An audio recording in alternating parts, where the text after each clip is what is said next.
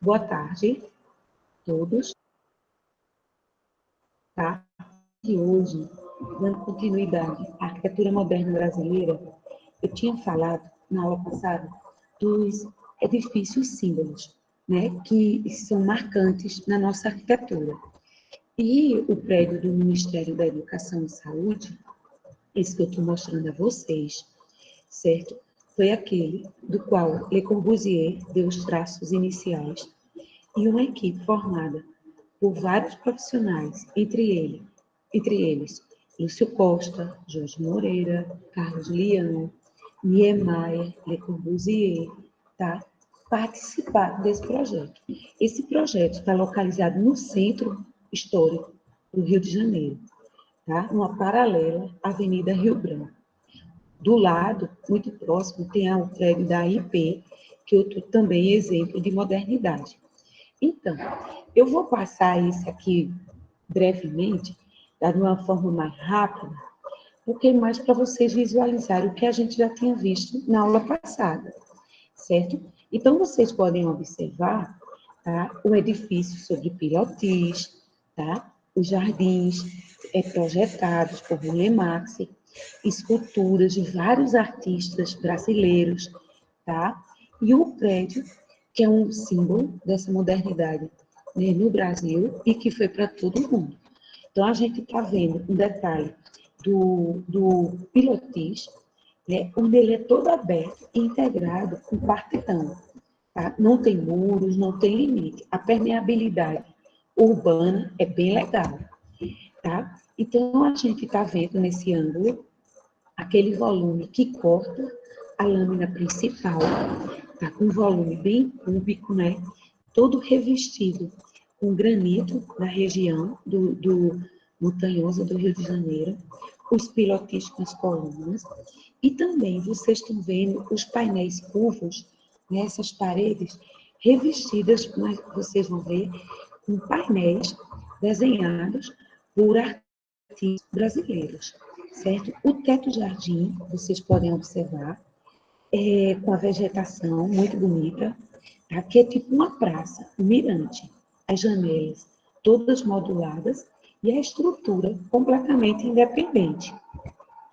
A gente vê no outro ângulo, ele é rodeado de palmeiras imperiais, tá? E aí vocês estão vendo o plano, né, maior com cristal interceptado por esse mais baixo, tá? Com o pé direito duplo do pilotis, mais um pavimento, que é uma área de exposição, e o teto-jardim. Essas fotos eu fiz, se não me engano, uns 8 anos atrás, quando teve o Docomomo lá no Rio de Janeiro. Vocês estão vendo a monumentalidade desse pilotis, certo? Onde a gente vê as colunas, são bem majestosas, circulares, tá? Grossas. Olha uma pessoa para vocês sentirem a questão da escala, tá? E com os painéis, né, de Portinari ao fundo. Sempre trabalhando muito com tons de azul, branco, cinza, certo? Vamos passando. Aí um outro ângulo, vejam que é um edifício. Todos os princípios de modernidade, né? Essa planta livre, esse pilotis, aquela perspectiva, aquela linha de fundo, bem determinado o jogo de planos, e sempre uma coisa assim, muito característica da arquitetura moderna brasileira e da carioca, que acabou vindo para a gente, foi a questão da relação arte-arquitetura. Então, outro ano, eu vou passar, que é aquele painel que você vê de longe, tá? Ele tem todo um detalhamento pictórico. Vamos passar. Aquelas imagens que eu estava falando, olha, são essas, para eu não repetir. Vocês estão vendo o painel, o Portinari, o pilotis, com o pé direito altíssimo, mais que duplo, certo? O uso, né, do mármore que o Le Corbusier indicou, o uso, né, a integração arte e arquitetura, ou a intercepção, né, do volume horizontal com o vertical, que é bem típico desse projeto. Um detalhe que a gente vai chegando no painel e vai vendo, né, o desenho dele, são estrelas do mar, são motivos marítimos, tá? É tipo uma espécie de pontilhismo, né, sendo com painéis. É muito bonito esse painel. Agora, é impressionante a majestuosidade desse espaço. É um espaço realmente majestoso, né, imponente, né? O pé direito alto. Ele tem um quê de neoclássico, sabe? Nessa grandiosidade. Eu não diria de neoclássico, eu diria de classicismo. E a outra parte da fachada, onde a gente viu os brises, porque vocês viram naquela aula, que eu mostrei, né? Uma fachada é só brise, a outra fachada é vidro. E as outras duas são cegas. Nessa, a gente está vendo o jogo de brises, que é bem típico da escola carioca, que é uma junção do brise vertical com horizontal. Aqui o arremate, né, do detalhe construtivo, e a gente que sustenta esse volume mais baixo. Vocês estão vendo também o detalhe dos azulejos. A azulejaria, na modernidade, foi muito forte, né? Então, assim, toda obra moderna tem painel, quase toda, certo? Os clássicos têm painéis cerâmicos, painéis em mosaicos, e tinha uma fábrica chamada Ozirarte, que era de São Paulo, tá? Que fabricava esses painéis e mandava para o Brasil inteiro. Vocês estão vendo também o arremate, a delicadeza, né, da estrutura em concreto, quando ela encontra com a laje. Vejam esse detalhe da viga com um pilar, né, e a estrutura completamente solta, e tem tipo um beiral, tipo um caixilho, tá? Bem interessante essa solução. E aí a gente vê um pouco mais de distanciamento. Esse edifício, ele pega todo o sol da manhã, certo? E esses edifícios hoje, eles passam por retrofits, por remanejamentos, por melhorias, para melhoria do conforto climático, né? Porque essas fachadas ensolaradas, elas acabavam esquentando, né? Mas a busca do sol, o receituário acaba que foi adotado. Um outro ângulo, onde a gente vê que a obra de arte, ela está presente em todo o edifício e também no seu entorno, no agenciamento paisagístico, nas praças. Então, o paisagismo, obras de arte, isso é arquitetura moderna, tá? E a gente vai encontrar muito disso em Pampulha, em Brasília, nas obras do Niemeyer, em Ibirapuera, no Memorial da América Latina, porque a escola carioca cria um tipo próprio de arquitetura. E se vocês compararem essa arquitetura que vocês estão vendo com o que a gente estudou, vejam que ela tem uma identidade, ela tem uma marca própria, né? Ela é forte, ela é poderosa, ela tem essa materialidade brasileira, né? Do granito, essa relação com a obra de arte. Tudo bem que a gente viu isso em Breuer, nas casas, mas no Brasil isso é fortíssimo e é uma coisa, né, é uma característica que apaixona quem estuda a modernidade. Aí outros ângulos, aqui, olha, uma placa sendo presidente da República Getúlio Vargas e o ministro da Educação, que eu tinha falado para vocês, Gustavo Capanema, né, que o Lúcio Costa trabalhava com eles, e ó, sendo projetado, né, pelos arquitetos Oscar Niemeyer, Afonso Reidy, eu tinha esquecido de citar o Reidy, que é um arquiteto muito bom, brasileiro, da Escola Carioca, Jorge Moreira, que projetou a UFRJ, Carlos Leão, que fez muitas obras no Rio, em Minas, Lúcio Costa, e também o Hernani Vasconcelos. E seguindo o risco original, né, de Le Corbusier. Isso está numa placa no edifício, e é muito legal, porque é um registro, né, documental dessa construção. Que vocês veem a parte interna do edifício, é muito limpa, né? Bem clássica. Tá? E, assim, esses desenhos, essa foto, eu tentei desinclinar, mas para pegar o ângulo que eu queria, tive que ficar meio torta, tá? Porque ela até no pilar da escada tem uma escultura. A arte em todos os lugares, vocês estão vendo lá no fundo da parede. Impressionante isso, sabe? Na arquitetura brasileira. E outro elemento forte também são as escadas helicoidais, né? E esses grandes panos de vidro modulados, certo? E o jogo de madeira, esse pano de madeira que vocês estão vendo ao lado. Detalhes construtivos, predomínio de mármore bege Bahia, no interior, com uma madeira lisa, clara, não muito clara nem muito escura, é um tipo cedro, né, que domina nesse interior. Todo o interior do prédio é preservado. É muito legal você visitar o MES, porque é uma obra que até hoje mantém as características. Não foi descaracterizada. Isso é legal, é uma aula de arquitetura, certo? Ângulo, e veja a perspectiva, né? Todo o edifício, aonde você vai, ele te permite esses ângulos, essas visadas, o entorno, com os edifícios, outros edifícios que vieram posteriormente, né, modernos, e essa integração que Le Corbusier plantou, né, com os arquitetos brasileiros, de deixar o edifício integrado à cidade e não delimitado.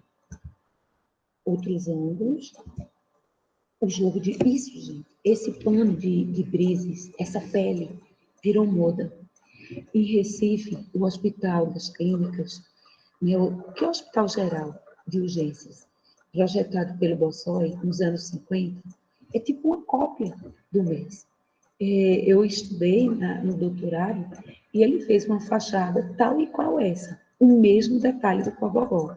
Até arquitetos italianos que foram trabalhar em Recife, como Felipe Meliá, certo? Amigo do Mário Russo, projetou nos edifícios o Cefist, que é o Centro de Filosofia e Ciências Humanas da UFPE, também com essa empena cega, uma fachada mais vazada e a outra com essas proteções climáticas.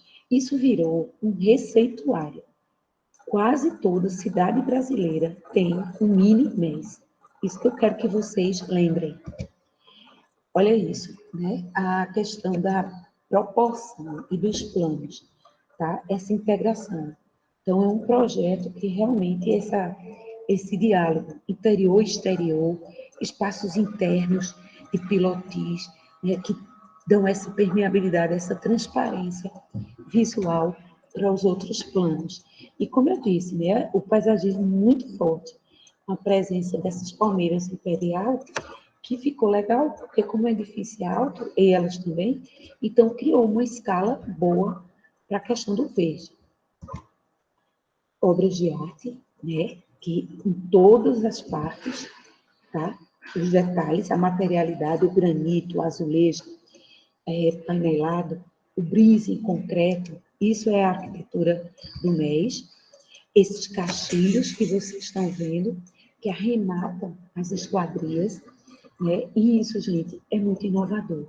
Porque, imagine, esse edifício ele foi projetado em 1938, tá? E terminou 5 anos depois.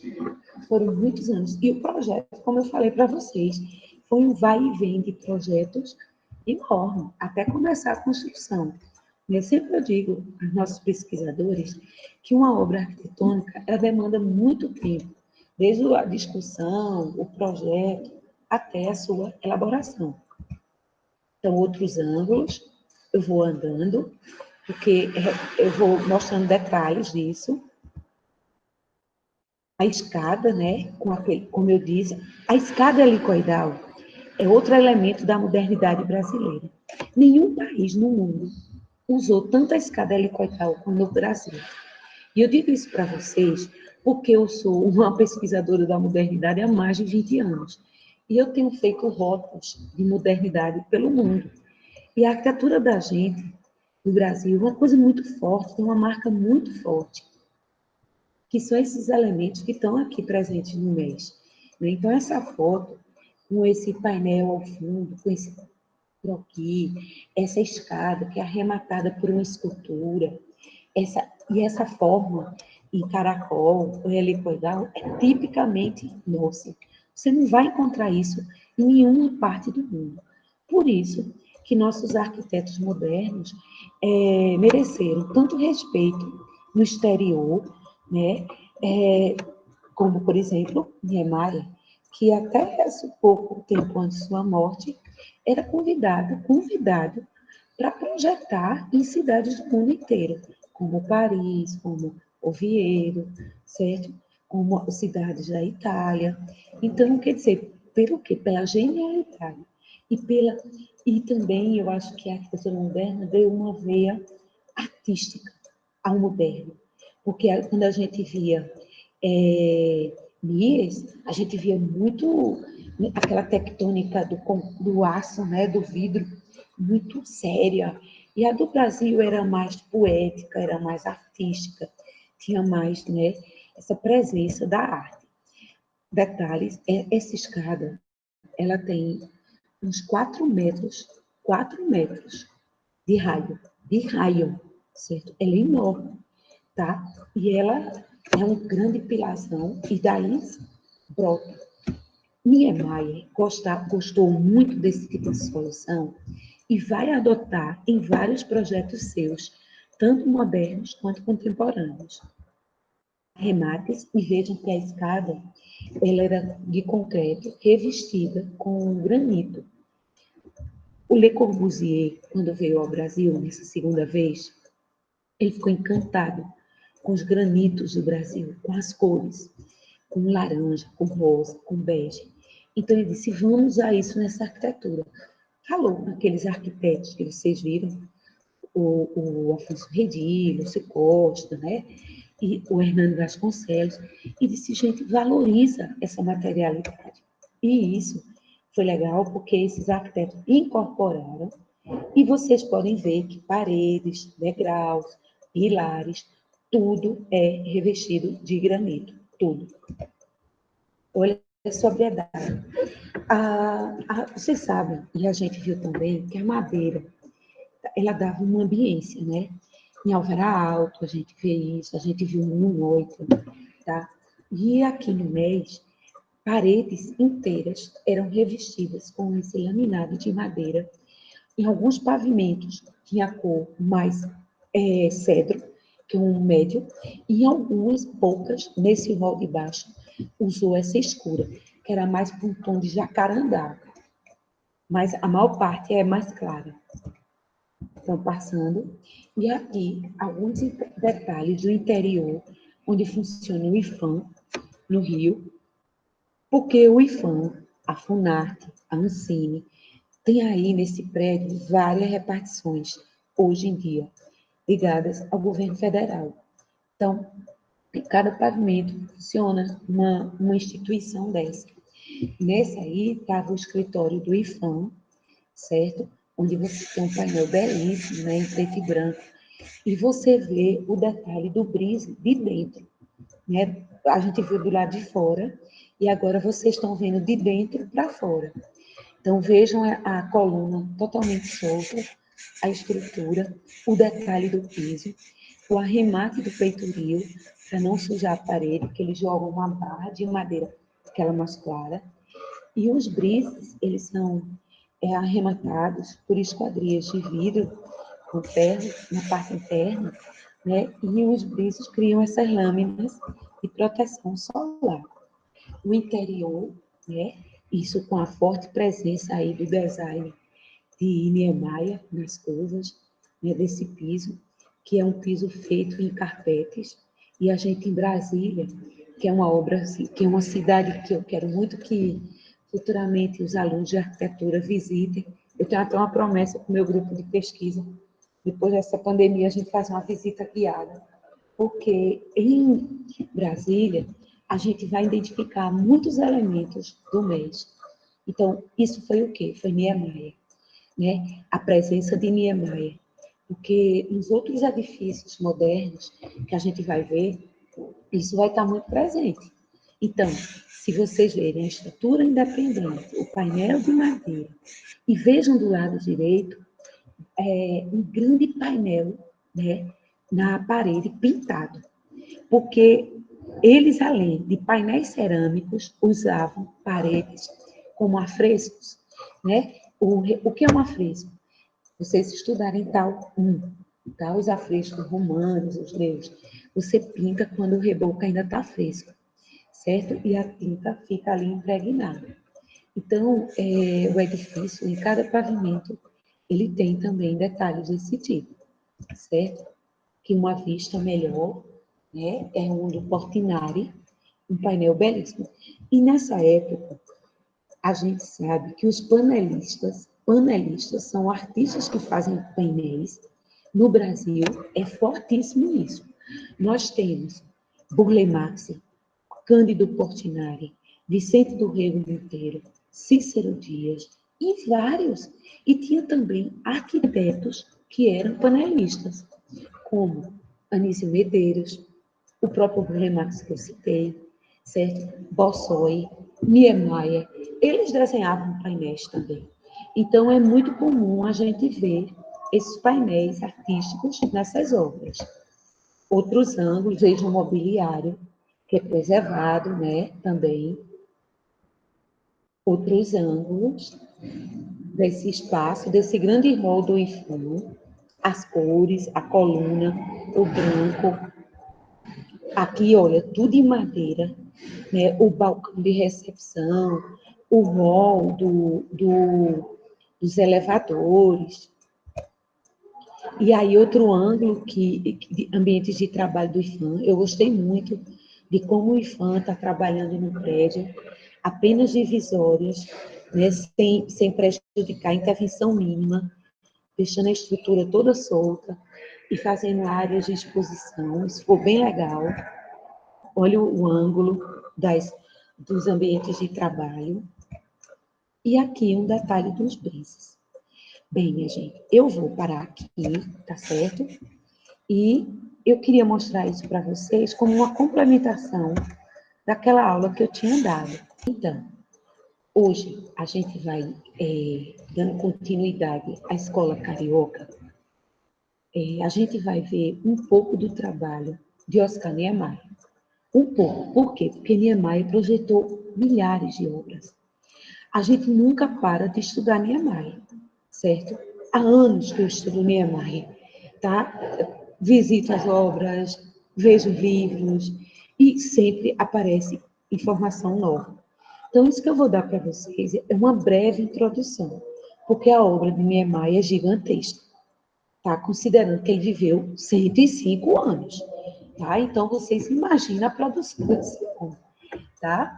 Então, Niemeyer, além de arquiteto, era um excelente desenhista, tá? Ele adorava o traço à mão, adorava esboçar, fazer croquis, tá? Então, e de repente você está lendo livros, está vendo coisas sobre Niemeyer, você se depara com um desenho como esse, que eu fiquei apaixonada, escaneei e trouxe para ser a abertura, né, de um material que eu tinha preparado quando ele completou 100 anos.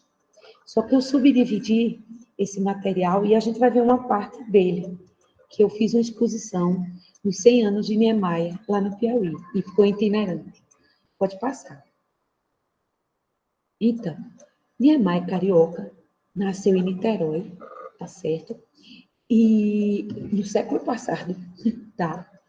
Estudou na escola carioca, numa família de classe média, né? Burguês, classe média, tá? Mas, como eu disse para vocês, desde cedo, sabia do seu potencial artístico, da sua sensibilidade, e entrou para cursar arquitetura na Escola Nacional de Belas Artes, se destacando como um dos melhores alunos do curso, né, pela sua ligação com a arquitetura como um todo.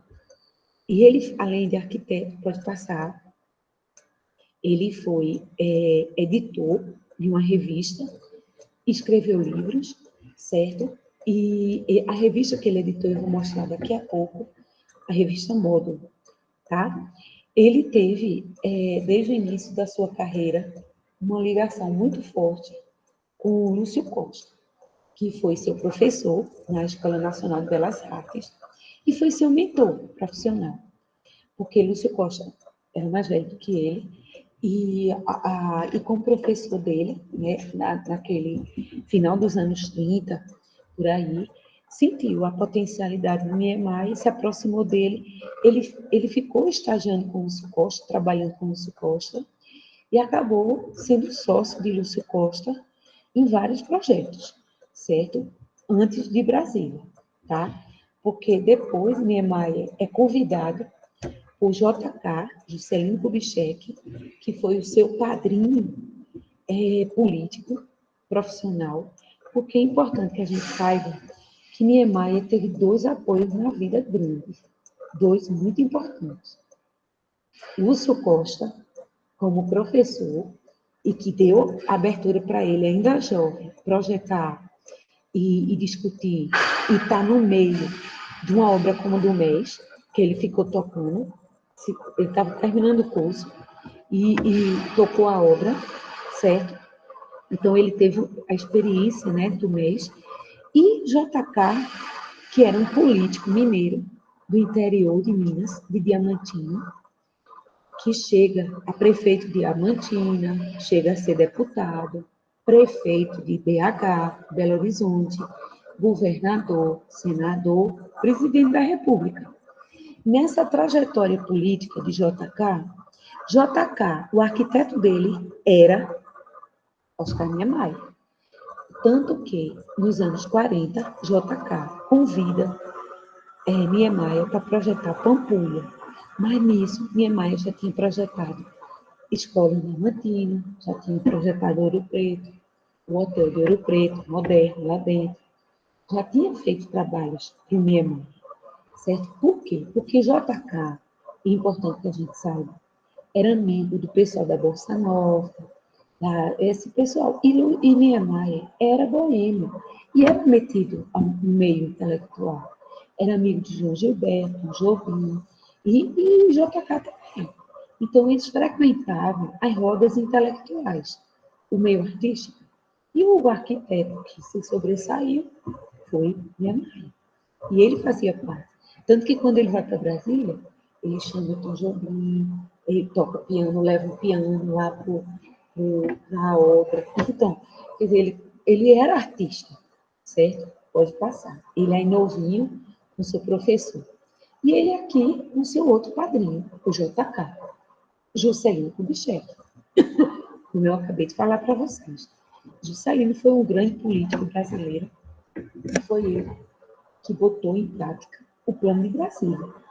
Porque Brasília já era um projeto já existente, mas nenhum governador, nenhum presidente tinha dado andamento.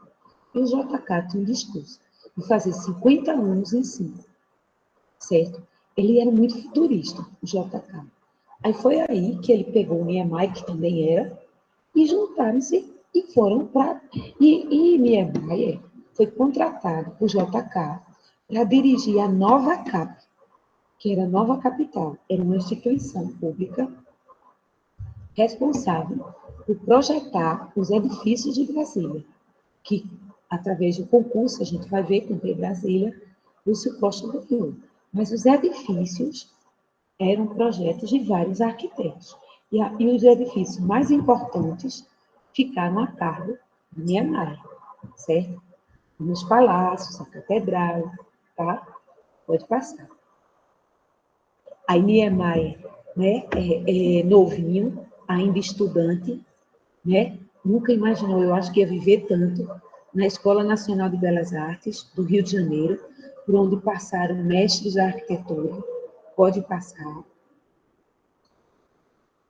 Aí, e é engraçado porque, recém-formado, com poucas obras que ele tinha feito, um crítico, Istmo Papadakis, tá, que ficou encantado com o trabalho de Niemeyer, E nos anos 40 já publicou um livro sobre as obras do Niemeyer, lançando Niemeyer para o mundo com 10 anos de formato, né? Para vocês verem a genialidade dele. Pode passar.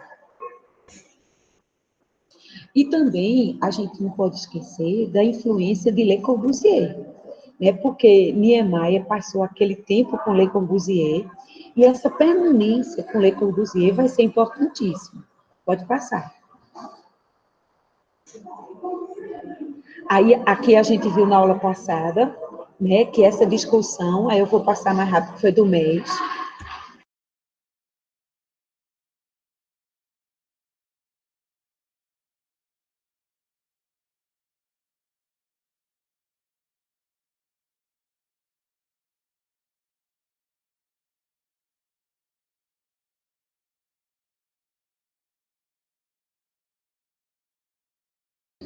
Oi, voltando.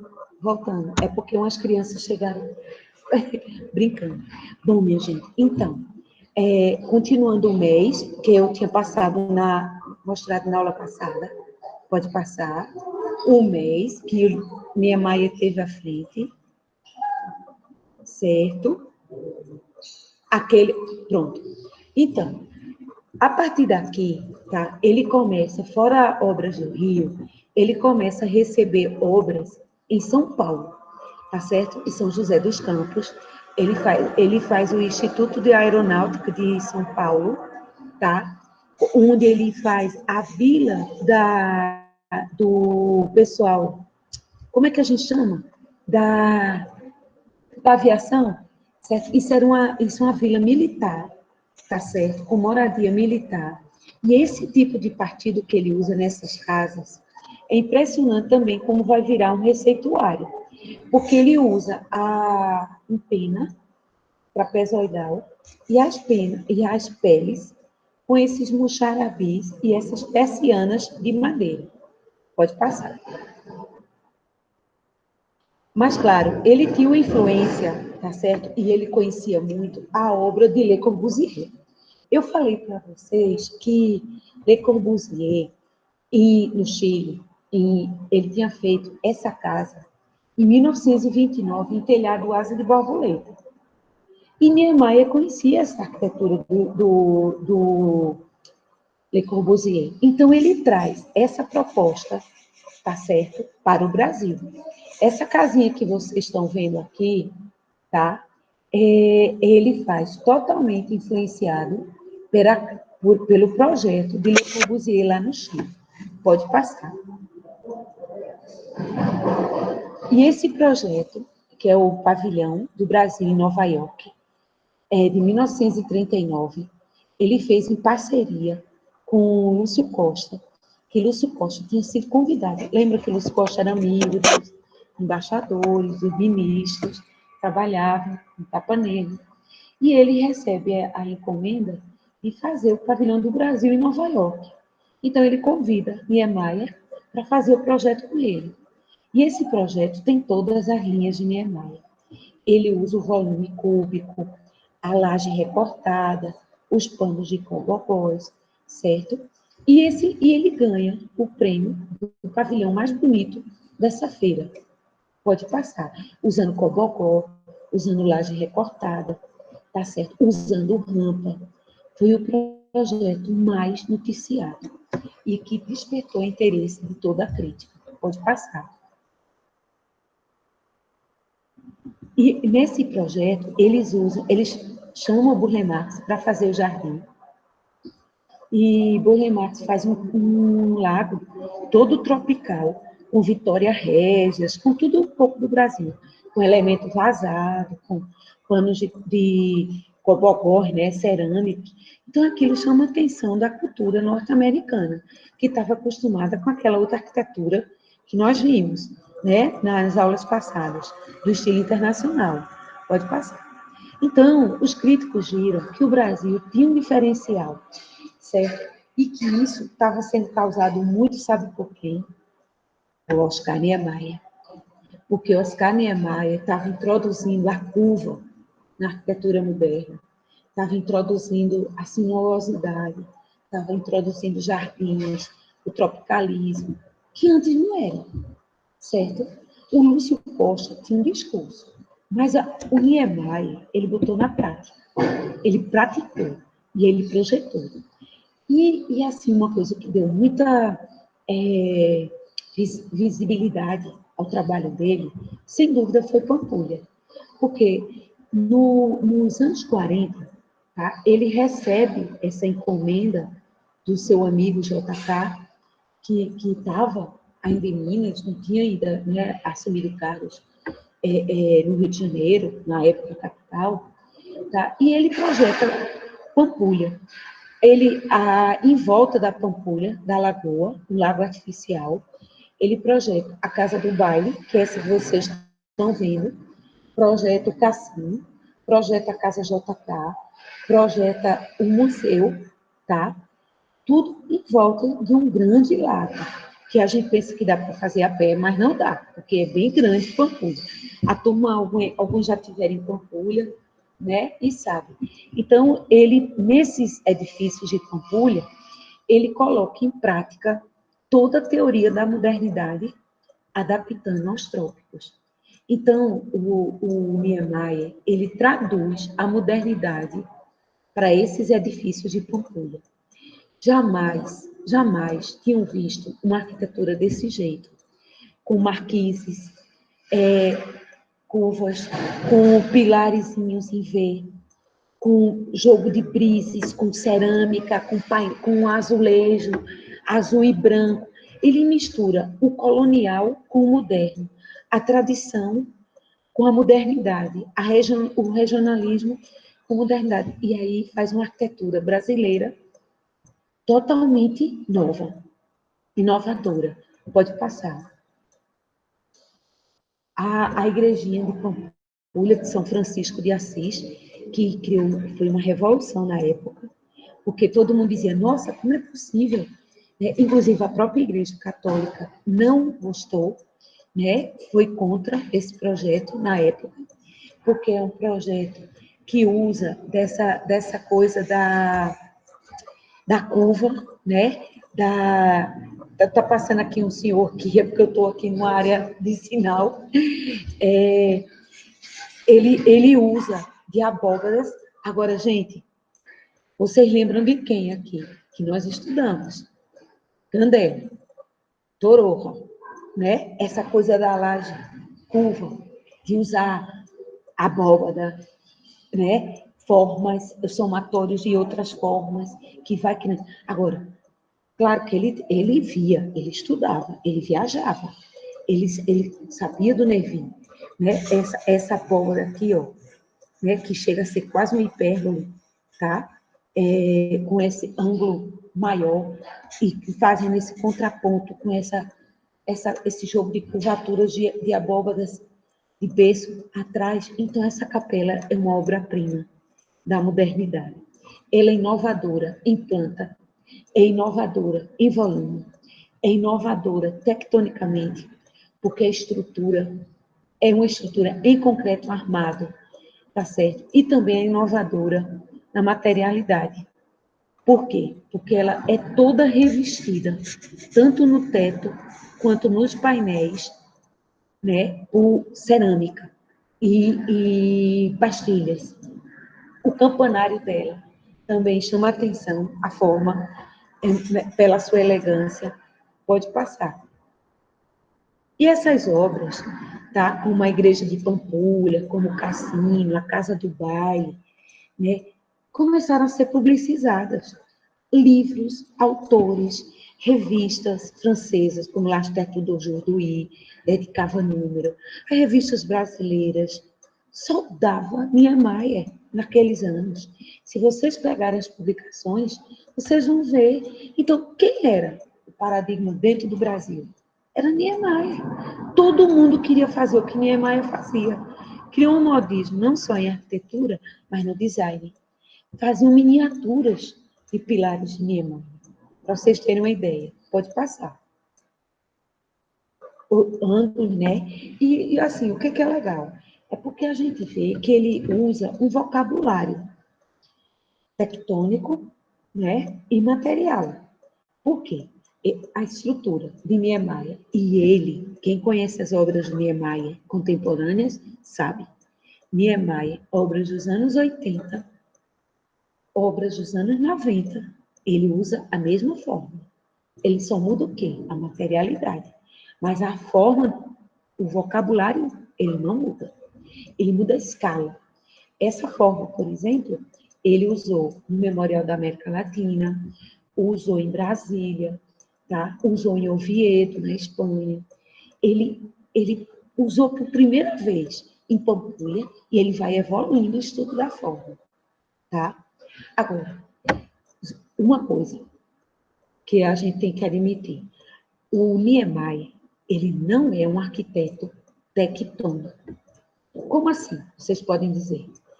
Pelo seguinte, porque a tectônica, a construção, a verdade estrutural na obra do Niemeyer não está presente.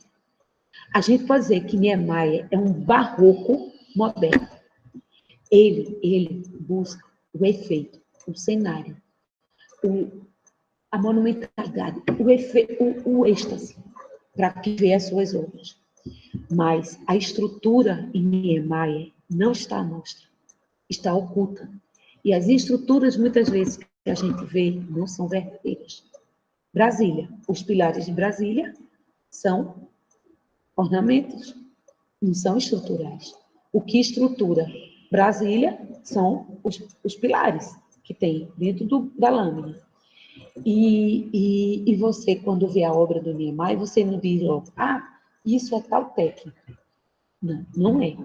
Ele não é um arquiteto com uma tectônica à mostra, como é, por exemplo, Mies, certo? Não é. Ele é outra linha, tá? Ele é a forma. O Niemeyer, ele era muito defensor da forma. E por isso é que ele foi muito criticado por alguns teóricos europeus. Não pensem que foi fácil a vida de Niemeyer se afirmar, não. Porque os radicais europeus, modernos, radicais, Gideon, sabe, por exemplo, tacou o pau no Niemeyer. Chegava e dizia, essas formas, curvas, essa sinuosidade, a arquitetura moderna não é isso. Ele não teve um caminho fácil no início. Para se afirmar, foi um processo, certo? Pode passar.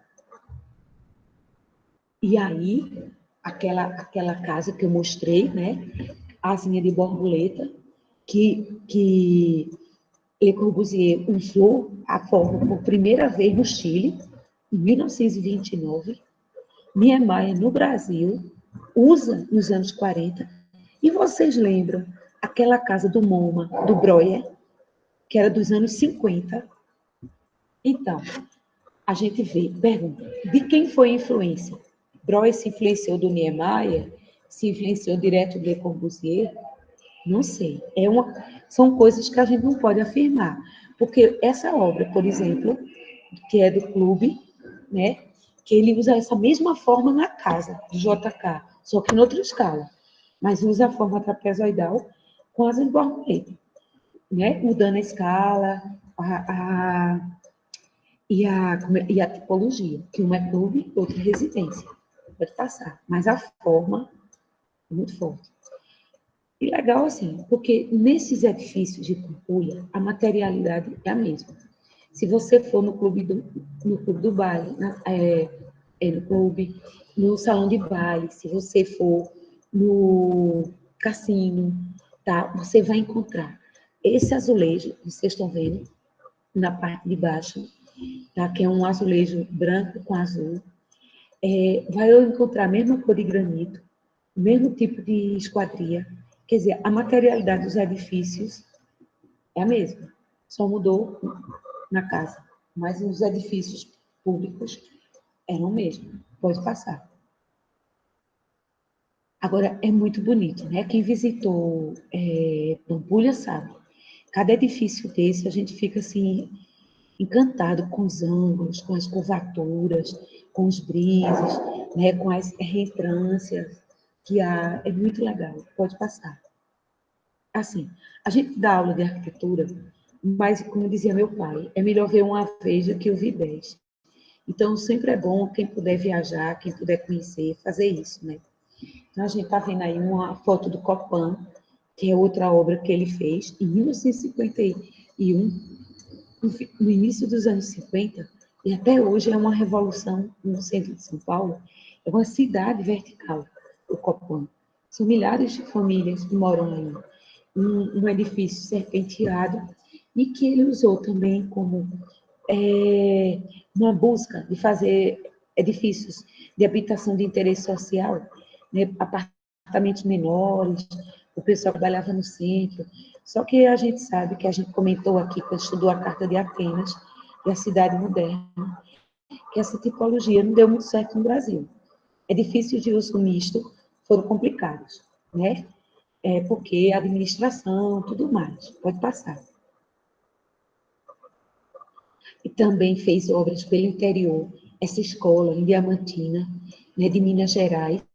Inclusive, tem um livro sobre a obra de Niemeyer em Minas, que é fantástico, um livro muito legal, que tem todo o levantamento dessas obras, do Danilo Matoso, que é do Docomomo Brasília. Essa escola, com essa forma, virou também moda, essas casas com essas empenas. Eu me lembro que quando eu fiz arquitetura, nos anos 80, essa forma, a gente até hoje, quem estudou arquitetura na minha época, faz casas assim, né, pelo Nordeste. A gente teve muita influência dessa forma. E também quem se influenciou muito por isso foi Vila Nova Artigas, pode passar, da Escola Paulista. Aí o Hospital da Lagoa, que ele usa os brises, que ele usou no MES, lembra do MES? Isso aqui é um mini MES. É um caixãozinho, tá? Com as empenas cegas, tá? Os panos de brise e todo o detalhamento, né? Que ele faz. Agora, tem um edifício, minha gente, do Le Corbusier, que é o Palácio dos Soviéticos, que ele usou essa mesma solução. Então, Niemeyer aqui, ele tem uma influência muito grande da obra de Le Corbusier, do Palácio dos Soviéticos. Pode passar. E do MES, né?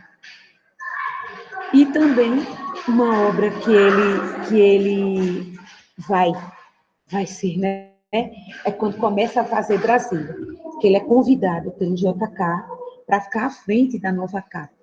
Pode passar. Eu acho que foi uma grande realização, né? E tanto que Le Corbusier chega em 67 e diz assim, que a grande decepção da vida dele foi não ter feito Brasília. Ele queria muito ter feito Brasília, né? Mas ele ficou feliz por não ter feito Brasília, mas ter guiado Niemeyer. Tá? Isso está no livro de Memórias de Le Corbusier. Pode passar. Ele visitando Brasília com Niemeyer. Né? Le Corbusier aqui já velhinho e Niemeyer. Isso quantos anos depois? 20 e poucos anos depois que ele tinha conhecido já Niemeyer, né? Eles já tinham se encontrado outras vezes em outros projetos no exterior, tá? Principalmente nos Estados Unidos, na sede da Unesco. Aí, Niemeyer aqui na frente, baixinho, careca, tá? Com a turma de arquitetos e colaboradores em Brasília. Brasília, gente, foi um desafio. A gente vai ter uma aula só sobre Brasília.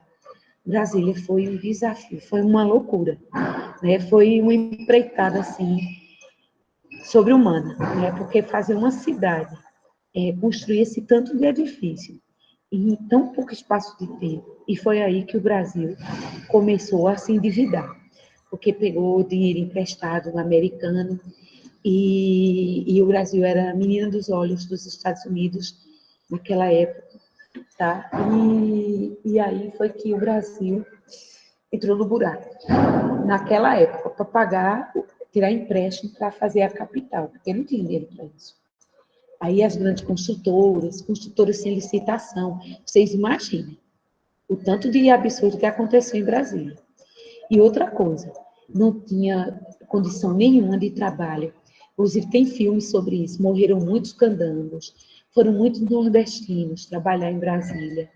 eles eram enterrados em valas, em conjunto. Caía de uma cúpula, caía de uma torre e não tinha. Foi uma coisa meio complicada. Mas Niemeyer, ali à frente, acreditando. Pode passar. E aí ele vai ser responsável pelos edifícios mais simbólicos da capital, né, da nova capital brasileira, que vai ser inaugurada em 1960, tá? Começa no final dos anos e dos 50, e um ano e pouco, 2 anos, já estava quase tudo mais ou menos pronto, né? O Congresso Nacional pode passar. Eu tenho muito material sobre Brasília. A gente depois, como eu falei para vocês, a gente pode fazer curso complementar, porque é muita informação e não dá para passar tudo assim, né? Brasília tem muita coisa. Então, esses pilares que eu falei para vocês, dos palácios de Brasília, do Palácio Alvorada, do Palácio do Planalto, tá? Do Itamaraty, a maior parte são pilares decorativos, né? Ele criou esses elementos decorativos, se repetem, mas, na verdade, a estrutura está toda solucionada internamente. E são lâminas pavilionares, laminares, né? Plantas que seguem um padrão, né? Uma fórmula. A lâmina, tipo o pavilhão de Barcelona, tá? A modulação, a planta livre e muito subsolo. A maior parte desses edifícios trabalha com níveis, né, abaixo do solo, para ter essa proporção, essa horizontalidade, essa linearidade. Pode passar.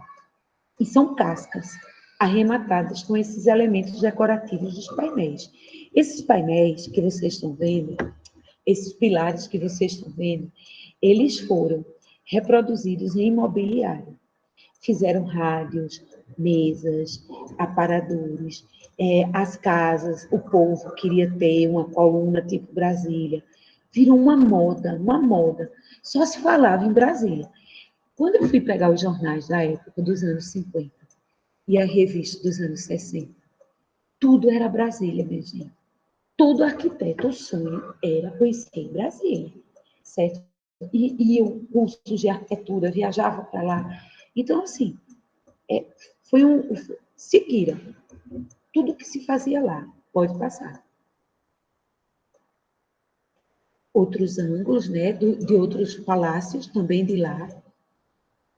Eu acho que eu não tenho bem certeza se esse é o do Alvorada.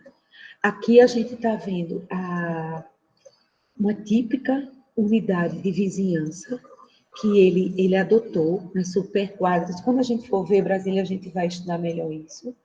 Tá? Ele cria o volume típico das superquadras, né? E principalmente da Asa Sul, que é o original. Ele faz um edifício com 6 pavimentos sobre pilotis. Todos os edifícios tinham o mesmo gabarito.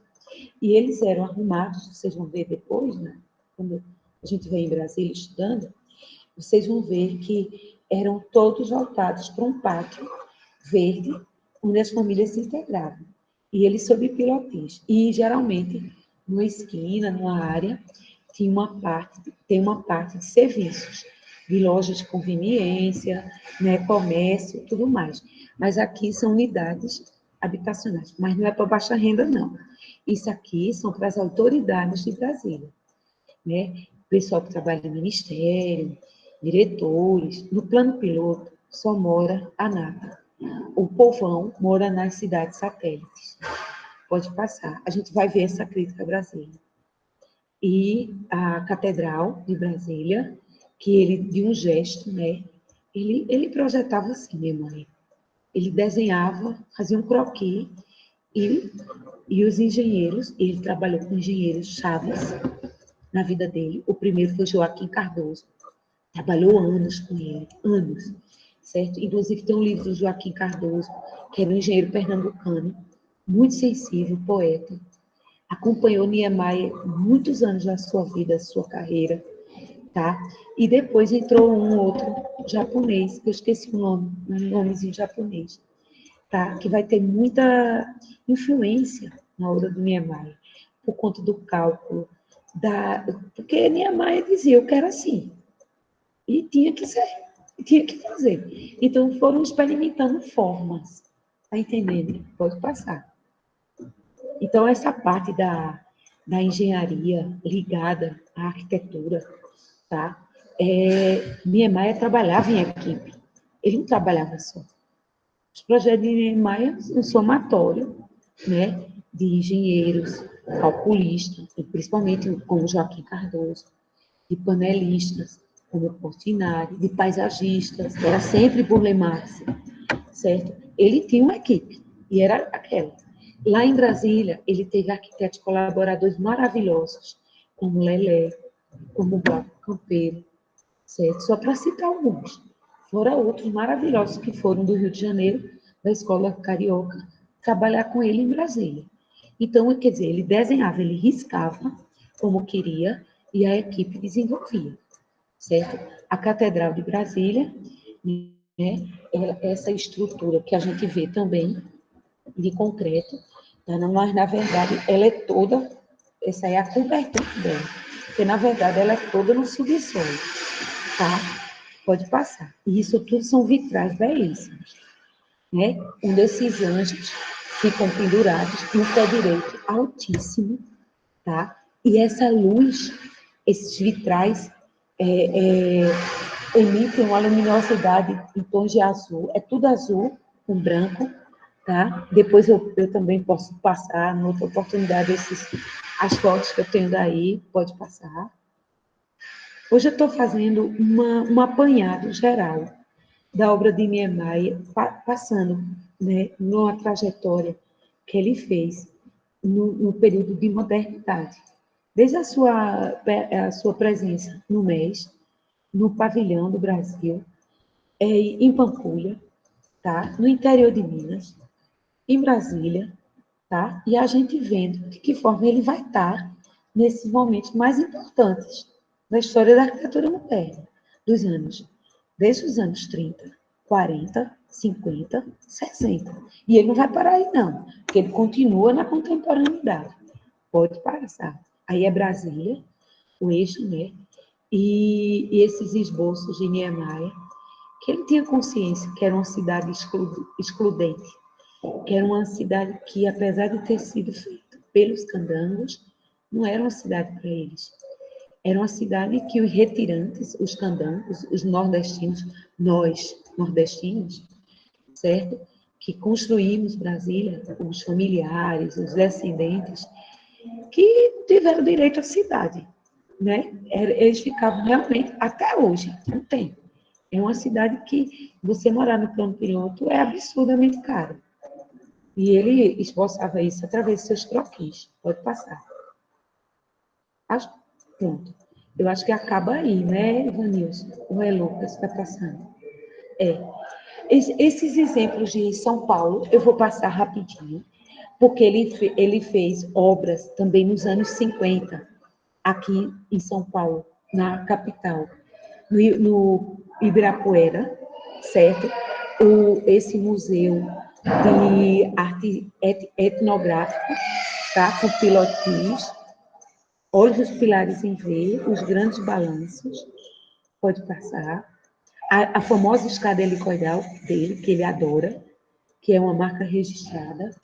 Os brises, adoro esse tipo de brise. É um brise com buzinotes. Buzinotes são esses orifícios redondinhos. Pode passar. Vejam que é um edifício, né, bem cúbico. E aquela coisa da empena cega, do beiral grande, a varanda funcionando, né, esse anteparo, os pilares em V, os panos de cobogó. Pode passar. E aqui algumas revistas, algumas capas. Eu tenho até algumas dessas lá na nossa sala, do FCG. Algumas que eu ganhei de um arquiteto antigo, tá? Que é a revista Módulo. Ela teve uma periodicidade nos anos 60, chegou aos anos 70, e era uma revista de arte e arquitetura, tá? Até fazia tempo, né, que o Brasil, a gente, esses anos, quem é secundária, porque tem nela projetos inéditos, publicados, e a módulo, as capas, o editorial, toda a política da revista era feita por Niemeyer, certo? Ele selecionava os projetos com muito capaz.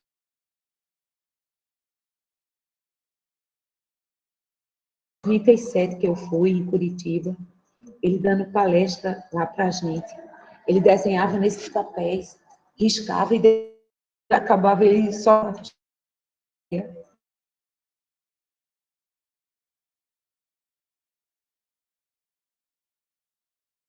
obras de Caracas, que em outros países passaram. E é isso, certo? Que valorizou a paisagem. E ele dizia que também as curvas da mulher brasileira, certo? Algumas obras publicadas sobre Niemeyer, são muitas publicações. Quem quiser estudar Niemeyer, certo? Tem muito material sobre ele, para pesquisar. É um arquiteto, como eu disse para vocês, que a sua obra tem muito caminho ainda pela frente. Eita, que tem uns meninozinhos chorando aqui embaixo. Tá uma zoada aqui embaixo no mezanino. Bom, então é isso, gente. Pode, eu acho que a gente acaba aqui o slide. Olha, sabe o que eu estou vendo? Pode parar de gravar, Ivanildo. Ou é Lucas que está?